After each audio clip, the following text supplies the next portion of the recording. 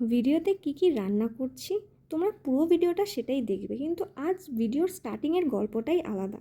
Hello everyone, তোমরা সবাই কেমন আছো? মহাপ্রভু জগন্নাথ সবাইকে ভালো রাখুক। আজ গল্পটা মহাপ্রভু জগন্নাথকে নিয়ে। যেটুকু জানি আমি সেটুকুই তোমাদেরকে বলছি। আমরা সবাই জানি যে নারায়ণ সেই কৃষ্ণ, সেই জগন্নাথ, সে সব। ভক্তরা মহাপ্রভুকে অনেক রূপে পুজো করে, যেরকম কেউ বন্ধু, কেউ নিজের সন্তান, কেউ বড় দাদা, আর কেউ ছোট্ট ভাই গোপাল। আর সেই ফিলিংস আর ইমোশনস আনডিসক্রাইবেবল। থাক, সে ব্যাপারে আর বললামই না। আমি ছোটোবেলায় শুনেছি মহাপ্রভু তার মাসির বাড়িতে যায় রথযাত্রার দিন, ওনার বড় দাদা আর বনুকে নিয়ে। কিন্তু আসলে গল্পটাই আলাদা। গুন্ডিচা রানী মহাপ্রভুর মাসি না, ওনার মা।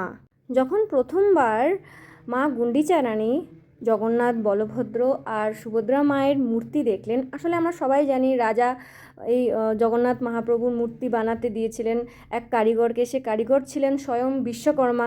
সে বলেছিলেন আমার এত দিন আমাকে কোনো ডিস্টার্ব করতে না। কিন্তু মা গুন্ডিচা রানী বাইরের থেকে, দরজা তো বন্ধই ছিল, ভেতরে আওয়াজ হতো, ঠকঠাক আওয়াজ হতো, যে এক কারিগর কিছু বানাচ্ছে, সেটা অনুভব হতো।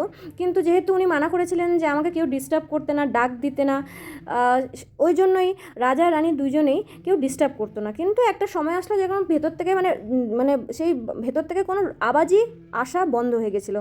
কিছু দিন যাওয়ার পর রাজাকে বললো যে না, আমাদের উচিত একটু ভেতরে গিয়ে দেখার যে কারিগর বানাচ্ছে তার কিছু হয়ে যায়নি তো।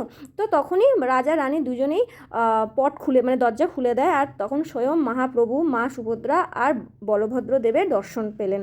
তারপরে কিছুদিন সে নিজে পুজো করলেন। মা গুন্ডিচা রানী প্রত্যেক দিন 3 মূর্তি, মহাপ্রভু, সুভদ্রা মা আর বলভদ্র দেবের পুজো করলেন। এবার আমরা সবাই জানি প্রত্যেক দিন পুজো আশ্রা সেবা করলে ভগবান তো সে না, একটা ভালো লাগা, ভালোবাসা অভ্যাসে পরিণত হয়।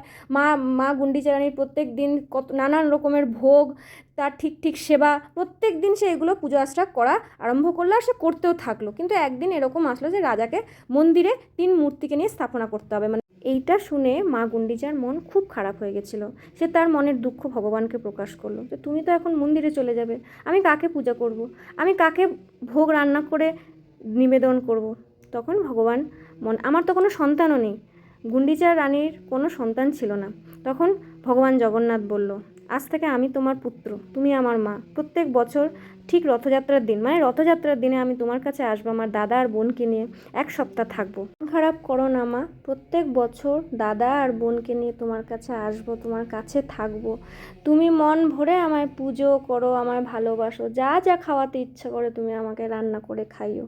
এটাই ছিল আসল গল্প, যেটা আমি ভিডিওর মাধ্যমে জানতে পারলাম, তাই তোমাদের সাথে শেয়ার করলাম। কমেন্ট করো যদি আমি কোথায় ভুল করেছি। বাই।